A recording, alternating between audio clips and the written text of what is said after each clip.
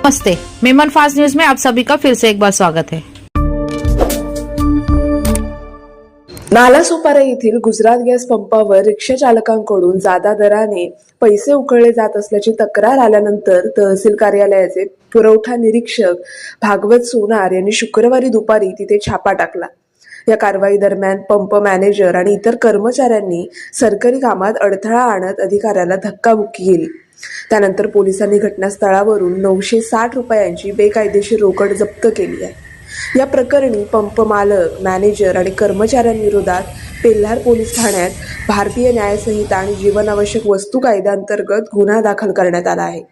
या प्रकरणी भागवत सोनार नेमकं काय म्हणाले पाहूया।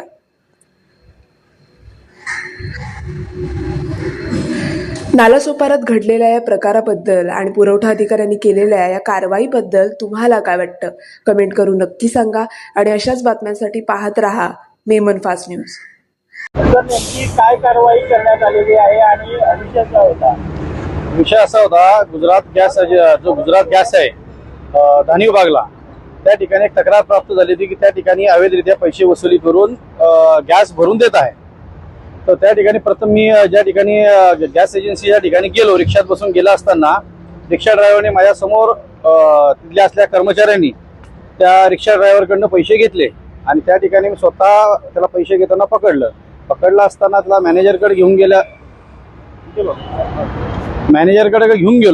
मॅनेजरकडे गेल्याच्या नंतर मॅनेजरने देखील उडवाउडीचे उत्तर दिले आणि कुठले जे पैसे गोळा करतो, कसले पैसे गोळा करतो, कारण की जो शासनाने निर्धारित जी किंमत ठरवली आहे त्याच्यापेक्षा जास्त किमतीने हे गॅस विकत होते। आणि त्या ठिकाणी ज्यावेळेस मॅनेजरला विचारलं, मॅनेजरने माझ्या संग हुज्जतबाजी घेतली, तसेच मला धक्काबुक्की केली आणि तिथे बाकी लोकांनी देखील घेराव घातला।